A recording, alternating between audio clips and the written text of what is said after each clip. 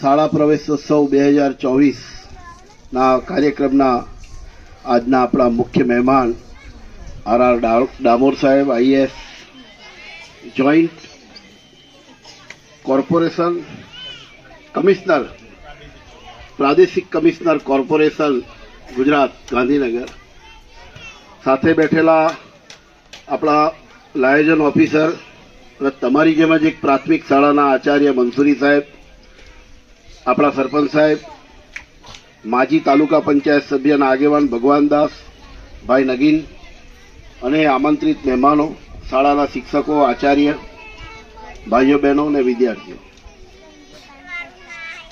સાહેબ, ઘણો વર્ષો પહેલા અમે આ શાળામાં બપોરે રમવા આવતા હતા. 2 રૂમ, પતરાવાળી, અડધો પતરો અને અડધું નળિયો પેલા સિમેન્ટનો પતરો, અને 1-2 જગ્યાએ ઉડેલો હતો. અને કઈ સાલમાં ભાઈ આયા? 98માં નજીકના મોરવા ગામમાંથી એક તરવરીયો યુવાન આવ્યો, ભાઈ રાકેશ પટેલ. પહેલા તો એ ટેન્શનમાં આવી ગયો, હું શું કરીશ એમ. પણ લોકોએ એમને કીધું, એમના સમાજના લોકોએ, ભાઈ તું આ ગામમાં રહીને તારું ડેવલપમેન્ટ નહીં કરી શકું. આજે આ ડેવલપમેન્ટ આપણને દેખાઈ રહ્યું છે એ અને એમની ટીમના આભારી છે. એક અનુભૂતિ થાય સાંદીપણીના આશ્રમની સ્કૂલની, કે એવા સાંદીપણી, એમના ઋષિકુમારો અને ઋષિ માતાઓ, શિક્ષિકાઓ એની, અને કૃષ્ણ અને સુદામાની જોડી જેવા બાળકો. ખરેખર ગઈકાલે અમારે વાત થઈ, મેં પોતે પણ આ સ્કૂલના એક સમાચાર 8 કોલમના ગુજરાત સમાચારમાં લખ્યા હતા, અને એક એક્ટિવિટીથી હું પણ પ્રભાવિત છું, અનુભવ છે. એટલે ગઈકાલે જે વાત થઈ કે શિક્ષણ સાથે જ્ઞાન, એકલું શિક્ષણ તમને ઉદલપુર સુધી કામ લાગશે.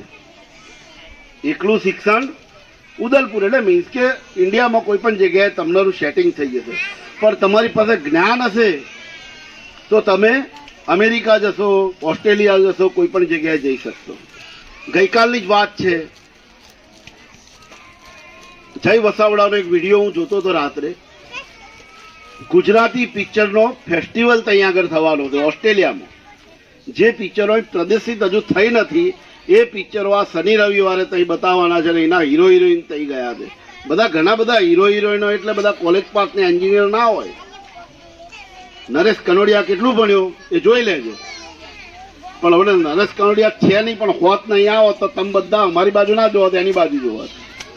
એ ભણેલો નહોતો.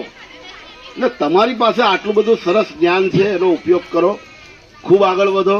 અહીં તો બીજું કશું કહેવાનું ના હોય, ખતખતતા આશીર્વાદ જ આલવાના હોય કે ખૂબ આગળ વધો.